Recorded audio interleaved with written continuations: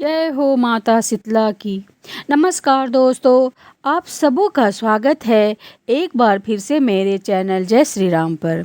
आज इस वीडियो में हम आपके लिए शीतला माता की एक पौराणिक कथा लेकर आए हैं। एक समय की बात है, शीतला माता ने सोचा कि चलो आज धरती पर देखती हूँ मेरी पूजा कौन कौन करता है, कौन मुझे मानता है।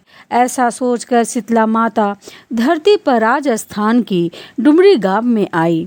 माता शीतला गांव की गलियों में घूम रही थी। तभी एक मकान के ऊपर से किसी ने चावल का उबला हुआ पानी नीचे फेंका। वह पानी शीतला माता के ऊपर जा गिरी, जिससे माता के शरीर पर फफोले पड़ गए। शीतला माता का पूरा शरीर जलने लगा। वह इधर उधर भटकने लगी और कहने लगी, अरे मैं जल गई, मेरा शरीर जल रहा है, कोई मेरी मदद करो। परंतु गांव में किसी ने भी माता की मदद नहीं करी। अपने घर के आगे एक कुम्हारन बैठी थी। उसने देखा कि ये बूढ़ी माई बहुत जल गई है, इनके पूरे शरीर पर फफोले पड़ गए हैं और वह अपने शरीर की तपन को सहन नहीं कर पा रही है। तब वह कुम्हारन बोली, माँ तुम यहाँ आकर बैठ जाओ, मैं तुम्हारे शरीर पर ठंडा पानी डालती हूँ।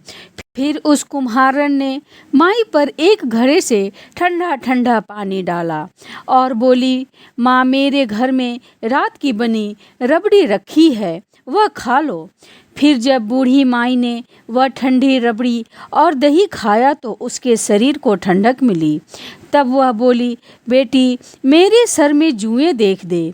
तब कुम्हारन माता के सिर से जुएं निकालने लगी तो उसने देखा कि उनके सर के पीछे एक आंखें हैं। देखकर कुम्हारन डर गई और वहां से भागने लगी। तब वह बूढ़ी माई बोली, बेटी डरो मत, मैं भूत प्रेत नहीं हूँ, मैं तो शीतला माता हूँ। तब माता ने अपना रूप धारण कर लिया। माता के दर्शन कर वह रोने लगी।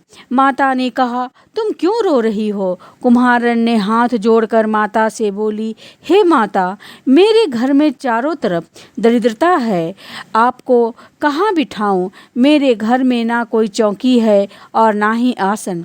शीतला माता प्रसन्न होकर उस कुम्हारन के घर से बाहर खड़े गधे पर बैठ गई और एक हाथ में झाड़ू और दूसरे हाथ में डलिया लेकर कुम्हारन के घर की दरिद्रता को झाड़ कर डलिये में डालकर फेंक दिया और बोली, मैं तेरी सच्ची भक्ति से प्रसन्न हूँ, अब तुझे जो भी वर चाहिए मुझसे मांग लो।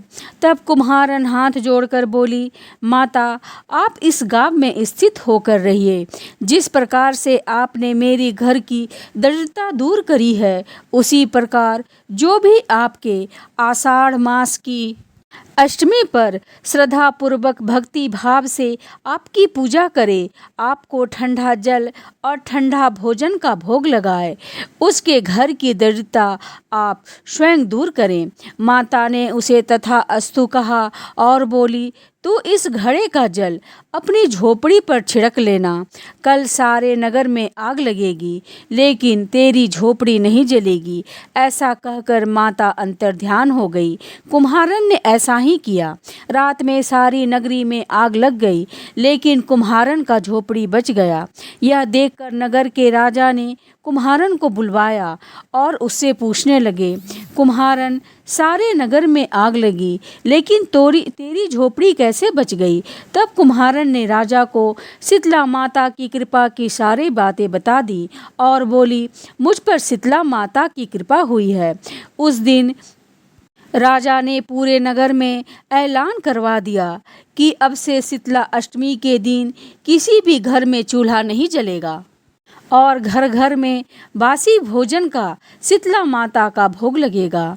तो शीतला माता जैसी कृपा आपने उस कुम्हारन पर करी, वैसे ही इस कथा को सुनने वालों पर, पढ़ने वालों पर तथा हुंकार भरने वालों पर सभी पर अवश्य करना। जय शीतला माता की जय। जय श्री राम।